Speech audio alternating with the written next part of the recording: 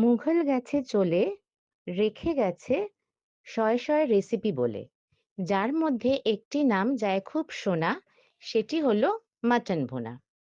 হ্যাঁ, আমি আজ মাটন ভুনা বানাচ্ছি। রেসিপিটা কিন্তু খুবই সহজ, একদম দোকানের মতন খেতে এই ভুনা। খুব বেসিক মশলায় তৈরি হয়। শেষ পর্যন্ত কিন্তু উপকরণ কিছু কিছু রয়েছে, সেগুলো দেখবেন। ভালো লাগলে লাইক করবেন, কমেন্ট, সাবস্ক্রাইব করবেন। আর কেমন লাগলো অবশ্যই কমেন্টে জানাবেন। চলুন বানানো যাক মাটন ভুনা। মাটন ভুনার জন্য আমরা 600 গ্রাম মতন মাটন নিয়ে নিয়েছি। মাটনটাকে একটু ছোট করে কেটে নিতে হবে।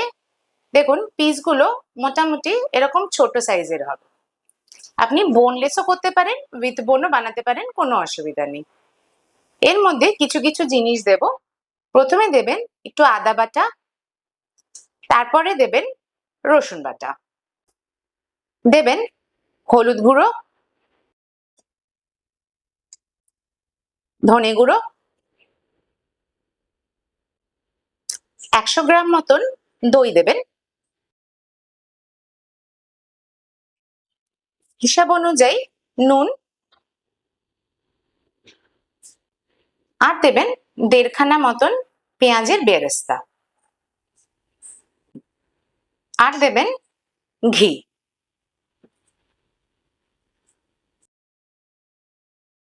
সব দিয়ে এটা কিন্তু ভালো করে মেখে আপনারা প্রায় 6 থেকে 7 ঘন্টা ম্যারিনেট করে রাখবেন।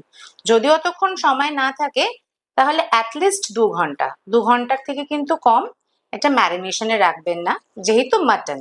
যদি আপনারা সেম চিকেন দিয়ে করেন তাহলে কিন্তু সেম মশলাই দেবেন, তাহলে আধা ঘন্টা থেকে 1 ঘন্টা ম্যারিনেট করে রাখলেই হবে।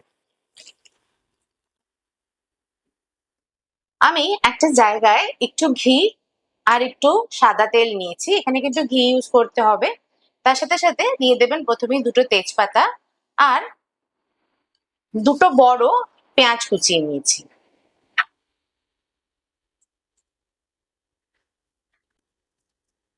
পেঁয়াজটা সামান্য নাড়াচাড়া করেই কিন্তু দিয়ে দেবেন আদা বাটা। আদাটা একটু নাড়াচাড়া করেই দিয়ে দেবেন রসুন বাটা।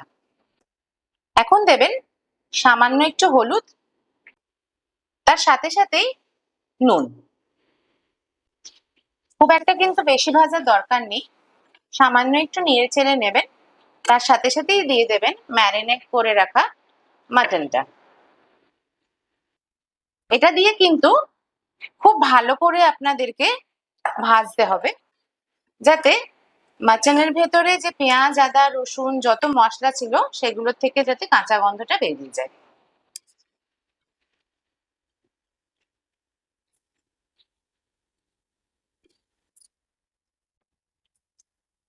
মাটনটা ভাজতে ভাজতে কিন্তু দেখুন আমাদের একদম জল শুকিয়ে গেছে আর বেশ ভাজা গন্ধ বেরোচ্ছে। এখন আপনারা দিয়ে দেবেন জল। জল দিয়ে মাটনটাতে কিন্তু মোটামুটি 3 থেকে 4টে সিটি দেব। আমার মাটনটা খুব কচি, তাই 3 থেকে 4টে সিটিতে হয়ে যাবে। আপনাদের মাটন যদি একটু রেয়াজি খাসি বা একটু চর্বি থাকে তাহলে কিন্তু আর একটু বেশি দিতে হবে।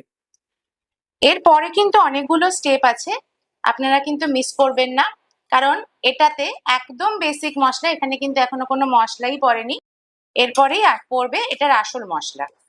ফিরে আসছি আমরা সিটিটা দিয়ে। আমার 4টে মতন সিটি হয়ে গেছে। মাটনটা কিন্তু মোটামুটি একদম সেদ্ধ হয়ে আছে। এখন কিন্তু একটুখানি জলটা আপনাদের শুকিয়ে নিতে হবে। আমার কিন্তু মাটন দেখুন একদম হয়ে গেছে, শুধু জলটা শুকাতে হবে। এরপরে পরের স্টেপে যাব আমরা। আমরা কিছু শুকনো মশলা নিয়ে নিয়েছি, তার ভেতরে দেবেন হলো ছোট এলাচ, একটা বড় এলাচ, কিছু দারচিনি, লবঙ্গ, জয়িত্রী, একটা স্টারের হাফটা নিয়ে নিয়েছি, গোলমরিচ, জিরে, আমরা যে নর্মাল জিরে খাই এটা কিন্তু সেই জিরে, কোনো সাদা জিরে না, জিরে, আর দেবেন ধনে। ধনের মাত্রাটা কিন্তু একটু বেশি রাখবেন জিরের থেকে। আর তার সাথে সাথে দেবেন জায়ফল। জায়ফলটা আমি ভেঙে অল্প একটু নিয়েছি, কারণ আমার মাটন তো অনেকটা নেই, তাই সেই হিসেবে এটা আমি দেখাচ্ছি মোটামুটি আমার যে পরিমাণ সেই অনুযায়ী। এটা থেকে যদি মাটনের পরিমাণ বেশি থাকে তাহলে কিন্তু এর পরিমাণটা আপনাদের বাড়াতে হবে। সবগুলো কিন্তু আপনাদেরকে কোনো ভাজতে হবে না, শুকনো খোলায় ভাজতে হবে না, এটা নর্মাল গুঁড়ো হবে, কোনো জল দিয়ে গুঁড়ো না।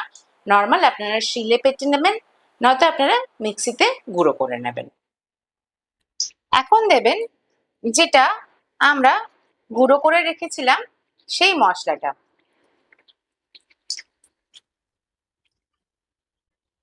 মশলাটা দেওয়ার পরে কিন্তু একটু ভাজবেন ভালো করে, আর পুরো জল শুকানো অবধি কিন্তু ওয়েট করবেন। এরপরে কিন্তু আরেকটা খুব ইম্পর্টেন্ট জিনিস আমরা দেব, তার জন্য প্লিজ ওয়েট করুন। দেখুন আমাদের ভেজে ভেজে কিন্তু অনেকটাই গ্রেভি কমে গেছে। এখন দেবেন কাসুরি মেথি। কাসুরি মেথি দিয়েও কিন্তু অন্তত 5 থেকে 7 মিনিট আপনারা কিন্তু এটা একটু ভাজবেন, তাহলে চিলি যে ভুনা মাটন তার কিন্তু টেস্টটা আপনারা অবশ্যই পাবেন।